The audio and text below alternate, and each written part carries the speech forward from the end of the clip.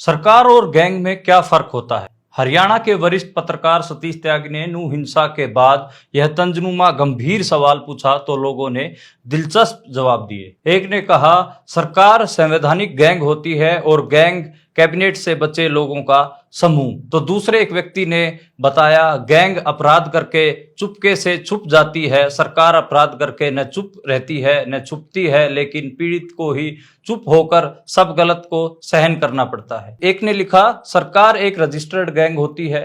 तो दूसरे ने कहा कि सरकार बड़े गैंग द्वारा बनाई जाती है। एक और साथी ने बताया, जो फर्क गंगाधर और शक्तिमान में है वही फर्क सरकार और गैंग में है। एक दूसरे साथी ने लिखा, गैंग की अपनी सरकार होती है और सरकार का अपना एक गैंग होता है। हरियाणा में हुई मेवात हिंसा के बाद हरियाणा सरकार की कार्रवाई और कथनी से तो यही लगता है। मेवात हिंसा के बाद नूह जिले की कई जगहों पर मेवातियों के घरों पर और दुकानों पर बुलडोजर चलाए जा रहे हैं और यह काम सरकार कर रही है। स्थानीय प्रशासन ने आज शनिवार को नल्लड़ मेडिकल कॉलेज के पास करीब 45 दुकानों को तोड़ दिया है। प्रशासन ने कल ताड़ू शहर में गरीबों की झुग्गी झोपड़ियों पर भी बुलडोजर चला दिया था और उनको तहस नहस कर दिया था। नूह जिले के कई गांव जिसमें सिंगार हो, बिसरू हो, डिडोली, पिंगुआ, फिरोजपुर में भी बुलडोजर चलाने की तैयारी प्रशासन कर रहा है। नूह के एसडीएम अश्विनी कुमार ने घरों और दुकानों पर बुलडोजर चलाए जाने पर मीडिया को बताया है कि ऐसा मुख्यमंत्री मनोहर लाल खट्टर के निर्देश पर किया गया है। अतिक्रमण 2.5 एकड़ में फैला हुआ था। 45 पक्के निर्माण और 15 कच्चे निर्माणों को गिराया गया है। यह सब अवैध निर्माण थे। पता चला है कि इनमें से कुछ लोग दंगों से जुड़े हुए थे और ये जो अभी दंगे हुए हैं उनमें भी इनकी संलिप्तता पाई गई है।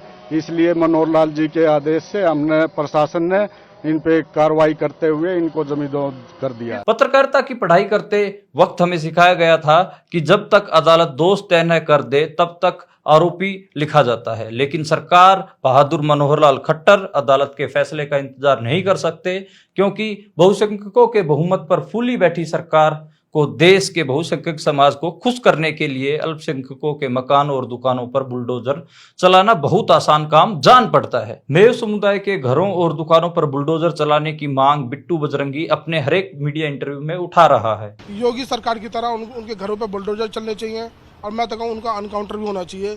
जो इस तरह से ऐसी घटना करी है, हमारे अफसरों को भी मारा और हमारे राम भक्तों को मारा जो वहाँ पे भोले बाबा के दर्शन करने गए थे, उनका क्या कसूर था? ये वही बिट्टू बजरंगी है जिस पर दंगों की साजिश रचने के आरोप लग रहे हैं, लेकिन उनको कोई कुछ नहीं कहेगा क्योंकि उनके हाथ कानून से भी लंबे हैं।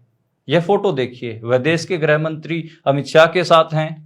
इस फोटो में कपिल मिश्रा के साथ हैं। इस फोटो में आरएसएस की शाखा लगाने के लिए जा रहे हैं और इस फोटो में वह फरीदाबाद के सांसद कृष्णपाल गुर्जर के साथ हैं। इसलिए मैंने कहा कि बिट्टू बजरंगी के हाथ कानून से लंबे हैं क्योंकि उनका सरकार में हाथ है। इसलिए तो उनकी मेवों के घरों पर बुलडोजर चलाने की मांग को मनोहर लाल खट्टर पूरा कर रहे हैं। मेवातियों के मकान तोड़े जाने पर नूह के विधायक चौधरी आफ्ताब अहमद ने ट्वीट कर कहा है, नूह में ये महज गरीबों के मकान ही नहीं ढहाए जा रहे बल्कि आम जन के विश्वास भरोसे को गिराया जा रहा है। ग्रामीणों ने बताया कि आज महीने पुरानी बैक डेट में नोटिस देकर आज ही मकान दुकान गिरा दिए गए। सरकार प्रशासनिक विफलताओं को छुपाने के लिए गलत कार्रवाई कर रही है। ये दमनकारी नीति है। आफ्ताब अहमद के ट्वीट से साफ पता चल रहा है कि नूह में इस समय क्या हो रहा है। नूह में हुई हिंसा के बाद पुलिस ने कुल 102 केस दर्ज किए हैं। हरियाणा पुलिस ने अब तक 202 लोगों की गिरफ्तारी की है और 78 लोगों को हिरासत में लिया है। क्या मनोहर लाल खट्टर ऐसी ही कार्रवाई उन लोगों पर भी करेंगे जिन्होंने गुड़गांव मस्जिद में घुसकर नौजवान इमाम को मार दिया था? नूह की घटना के बाद गुड़गांव, सोहना, पटौदी, आवड़ में अल्पसंख्यकों के घरों, दुकानों और मस्जिदों पर हमला करने की घटनाएं सामने आई हैं। क्या यही कार्रवाई बहुसंख्यक समुदाय के लोगों पर भी की जाएगी या फिर बीजेपी का बुलडोजर अल्पसंख्यक समुदाय के घरों और दुकानों को तोड़ने के लिए ही चलता है? मनोहर लाल खट्टर हो या अनिल विज, दोनों सरकार की नाकामियों पर पर्दा डालने में जुटे हुए हैं।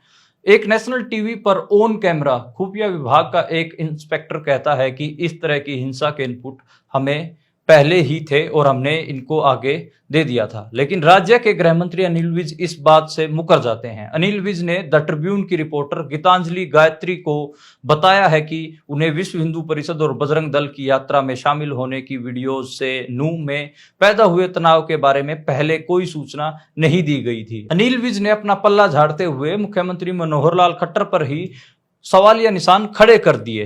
विज ने कहा कि सीआईडी ने उन्हें पिछले 5 वर्षों में किसी भी मुद्दे पर कोई जानकारी नहीं दी है, क्योंकि सीआईडी विभाग को मुख्यमंत्री मनोहर लाल खट्टर खुद संभालते हैं। कानून और व्यवस्था बनाए रखने का उनका ही कर्तव्य है। सीआईडी इंस्पेक्टर के वीडियो के संबंध में उन्होंने कहा कि संबंधित वीडियो गृह विभाग के अपर मुख्य सचिव को भेज दिया गया है। अगर उस इंस्पेक्टर यानी कि जो सीआईडी इंस्पेक्टर था उसके पास कोई जानकारी थी तो उसने इनपुट किसको और किस स्तर पर दिया, इसकी जांच की जाएगी। जांच दंगाइयों की होनी चाहिए थी, लेकिन जांच उस इंस्पेक्टर के खिलाफ खोल दी है जिसने हिंसा होने के इनपुट पहले ही दे दिए थे। बहरहाल मोनू मानेसर और बिट्टू बजरंगी आराम से मीडिया को इंटरव्यू दे रहे हैं और मेव समुदाय के घर और दुकानों को तोड़ा जा रहा है, उनकी गिरफ्तारियां हो रही हैं और दंगे की इनपुट देने वाले इंस्पेक्टर के खिलाफ जांच की जा रही है। उत्तर प्रदेश के बरेली जिले में भी यही हुआ। जिस पुलिस अधिकारी पर भाकर चौधरी ने दंगा होने से बचाया, उसी का तबादला कर दिया गया। पर भाकर चौधरी का कसूर सिर्फ इतना था कि उसने कावड़ियों को तेज आवाज में डीजे बजाकर मुस्लिम बस्तियों में जुलूस ले जाने से रोक दिया था और उन पर हल्का बल प्रयोग किया था, क्योंकि यह कावड़ियों का रूट ही नहीं था और कावड़िये धक्के से उस रूट पर जाना चाहते थे। लेकिन आखिरी में सजा पर भाकर चौधरी को ही दी गई। बहुमत के शिखर पर फूली बैठी सरकार अपने सहयोगी संगठन विश्व हिंदू परिषद, आरएसएस और बजरंग दल के कार्यकर्ताओं को बचाने में लगी हुई है और गरीब मेव किसान, मजदूर, रेहड़ी लगाने वाले, उनके दुकानदार और कबाड़ का काम करने वाले गरीब जो घरों में काम करते हैं, उनके झुग्गियों और घरों पर बुलडोजर की कार्रवाई कर रही है। इसलिए वरिष्ठ पत्रकार सतीश त्यागी का वह सवाल बहुत गंभीर जान पड़ता है, जिसमें उन्होंने पूछा है कि सरकार और गैंग में क्या फर्क होता है। सोचिए और अपने मन में सवाल करिए कि हम किस तरह के राज्य की ओर आगे बढ़ रहे हैं।